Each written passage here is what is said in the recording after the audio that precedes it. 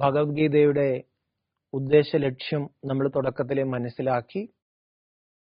മരണത്തിൽ ഭയപ്പെടാത്ത, ദുഃഖം അനുഭവിക്കാത്ത അതിശക്തരായ ധീരന്മാരെ വാർത്തെടുക്കുക.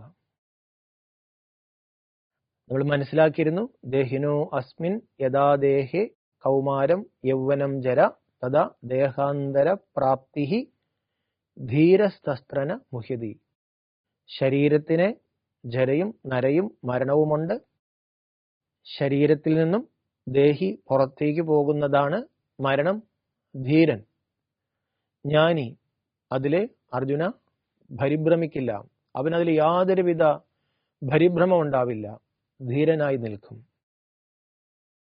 ആ ധീരത നമ്മളെല്ലാവരും കാണിക്കേണ്ട സമയമാണിത്. ഗീത പൗരുഷം എന്ന് പറയുന്നത് ഇതിനെയാണ്. ഗീത ധീരത എന്ന് പറയുന്നത് ഇതിനെയാണ്. ഞാൻ മരണമില്ലാത്ത ആത്മാവാണ് എന്ന് ബോധ്യം വരണം. ആ ബോധ്യം വരുന്നതിനാണ് ഗീത പറയുന്നത് കേട്ട് മനനം ചെയ്ത് ആയിത്തീരണം. അത് വലിയൊരു പ്രോസസ്സാണ്. ആ പ്രോസസ്സിൽ ഏർപ്പെടാനുള്ള ക്ഷമതയുടെ കുറവാണ് നമുക്കിന്ന് സംഭവിച്ചിരിക്കുന്നത്. ആ അഭ്യാസത്തിന് പറയുന്നൊരു പേരാണ് സാധന.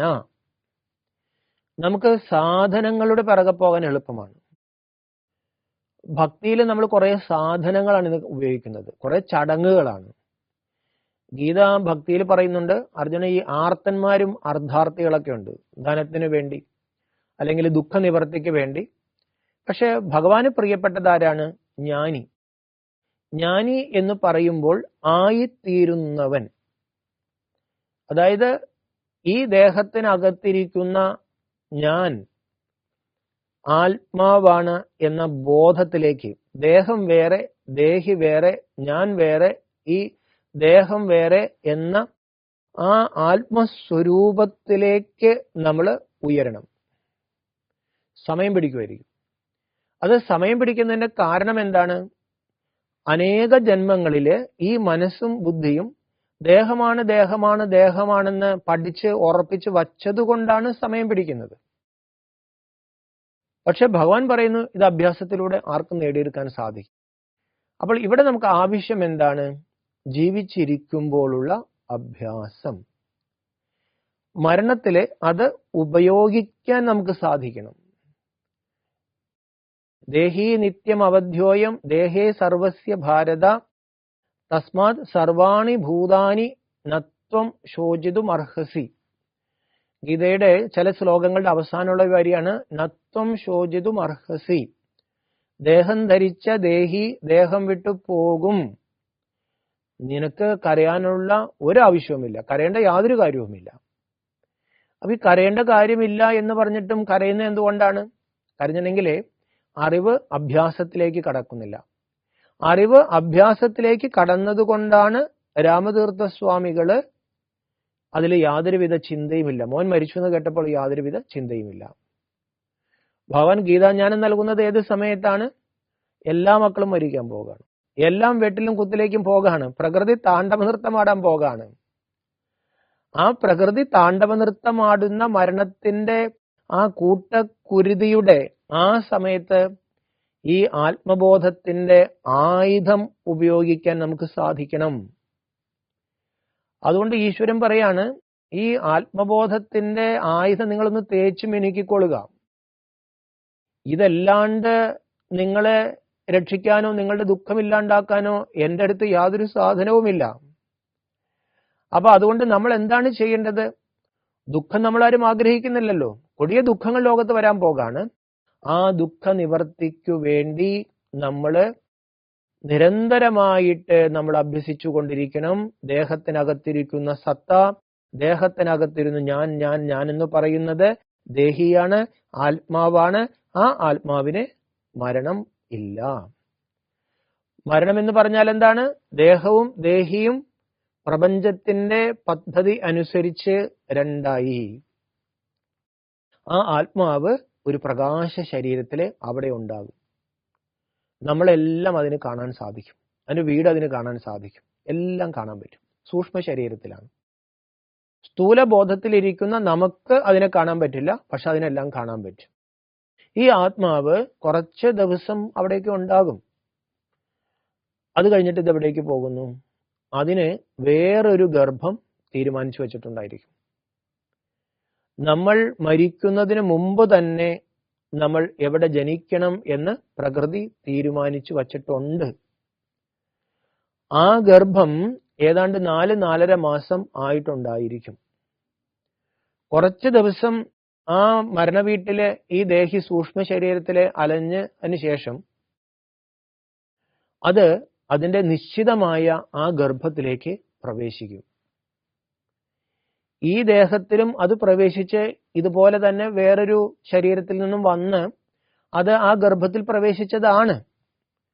ഈ ദേഹത്തിന്റെ പൂർണ്ണതയെത്തി ഈ ദേഹം കൊഴിഞ്ഞപ്പോൾ ഈ ദേഹി അടുത്ത ഗർഭത്തിലേക്ക് പോകാണ്. അത് കുറച്ച് മാസങ്ങൾ അവിടെ കിടന്നതിന് ശേഷം ആ ഗർഭം പൂർണ്ണതയിലെത്തുമ്പോൾ ആ ദേഹി പുറത്തേക്ക് വരാണ്. അപ്പോൾ ദേഹി ആത്മാവില്ലാതെയായോ? വാസാംസി ജീർണാനി യഥാ വിഹായ നവാനി ഗൃഹ്ണാതി നരോപരാണി തഥാ ശരീരാണി വിഹായ ജീർണ അന്യാനി സംയാതി നവാനി ദേഹി. അർജുന, ഈ പഴയ വസ്ത്രം, നമ്മുടെ ഈ വസ്ത്രം പഴയതാവുമ്പോൾ നമ്മൾ എന്ത് ചെയ്യുന്നു? അത് നമ്മൾ മാറ്റിയിട്ട് നമ്മൾ പുതിയ വസ്ത്രം എടുക്കുന്നത് പോലെ ഈ ആത്മാവാകുന്ന കഥാപാത്രം അതിനനുയോജ്യമായ ഒരു വേഷം ധരിച്ച് ആടിക്കൊണ്ടിരിക്കുകയാണ്.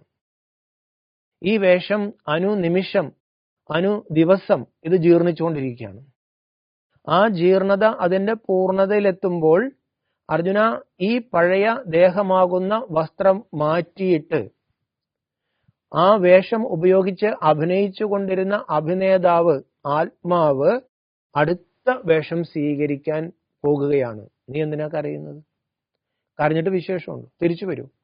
ഈ പ്രപഞ്ചത്തിന്റെ സംവിധാനത്തിൽ നമ്മൾ കരഞ്ഞാൽ ഇടപെടാൻ സാധിക്കുമോ? മരണവീട്ടിലെ കരച്ചിൽ കണ്ട് ദൈവം ദുഃഖിക്കുന്നു, ദൈവം ഇടപെടുമെന്ന് വിചാരിക്കരുതേ. ദൈവം ഞങ്ങളോട് ഇങ്ങനെ എന്തിനാണ് കാണിച്ചത്? എന്റെ മോനെ എന്തിനാണ് എടുത്തത്? എന്റെ ഭർത്താവിന് ഈ സമയത്ത് എന്തിനാണ് എടുത്തത്? എന്തെല്ലാം കരച്ചിലുകളാണ്. എവിടെയെങ്കിലും ഈശ്വരൻ ഇടപെട്ടിട്ടുണ്ടോ? ഈശ്വരൻ പറയുന്ന പ്രപഞ്ചത്തിന്റെ തീരുമാനങ്ങളിലൊന്നും ഞാൻ ഇടപെടില്ല. അത് മനസ്സിലാക്കേണ്ടത് നമ്മുടെ കടമയാണ്. അപ്പൊ ചിലർ ചോദിക്കാറുണ്ട്, ഈ വസ്ത്രം ജീർണിക്കുന്നതിന് മുമ്പ് ഒരു ചെറുപ്പക്കാരൻ മരിച്ചു പോകുന്നത് എന്തുകൊണ്ടാണ്? ചിലപ്പോൾ ചെറുപ്പക്കാർ പെട്ടെന്ന് രോഗം വന്ന് മരിക്കുന്നു, കുട്ടികൾ മരിക്കുന്നു, അപകടത്തിൽ ധാരാളം പേര് മരിക്കുന്നു. അപ്പൊ നമുക്കൊരു ചോദ്യം വരും, ഈ വാസാംസി ജീർണാനി, ഈ വസ്ത്രം ജീർണിച്ചിട്ടില്ലല്ലോ, ഇതിനു മുമ്പ് തന്നെ ഈ ആത്മാവ് എന്തിനാ പോയത്? പ്രപഞ്ചത്തില് ചില പ്രഹേളികളുണ്ട്. എല്ലാം നമുക്ക് ഓരോരോ കാര്യങ്ങൾ നമുക്ക് മനസ്സിലാക്കാൻ സാധിക്കില്ല. അതിന് തക്കതായ എന്തെങ്കിലും കർമ്മം ആ ആത്മാവിന്റെ ഭാഗത്തുനിന്ന് ഉണ്ടായിരിക്കും. ഞാനൊരു അപകടത്തിൽ പെട്ടെന്ന് മരിക്കുന്നുണ്ടെങ്കിൽ ആ അപകടത്തിൽപ്പെട്ട് എൻ്റെ ആരോഗ്യമുള്ള ശരീരം നശിച്ചു പോകാനുള്ള എന്തോ കർമ്മം എൻ്റെ ഭാഗത്തുനിന്ന് ഉണ്ടായിരിക്കും. അപ്പൊ അതുകൊണ്ട് നമ്മൾ ഈ കാര്യങ്ങളെല്ലാം ഒന്ന് മനസ്സിലാക്കിയിട്ട് ഈ എന്തുകൊണ്ടെന്ന് വെറുതെ ചോദിച്ച് ജീവിതത്തിലെ സമയം കളയാതിരിക്കുക. ഇതിനൊക്കെ ഉത്തരം കിട്ടുന്നുണ്ടെങ്കിൽ ചോദിച്ചോ. നോക്കൂ, ഈ പ്രപഞ്ചത്തിന്റെ ചില രഹസ്യങ്ങൾ മനസ്സിലാക്കി അനാവശ്യമായ ചോദ്യങ്ങൾ ചോദിച്ച് ആ ചോദ്യങ്ങളുടെ ഊരാക്കുടുക്കിൽപ്പെട്ട് ജീവിതം കളയാതിരിക്കുക.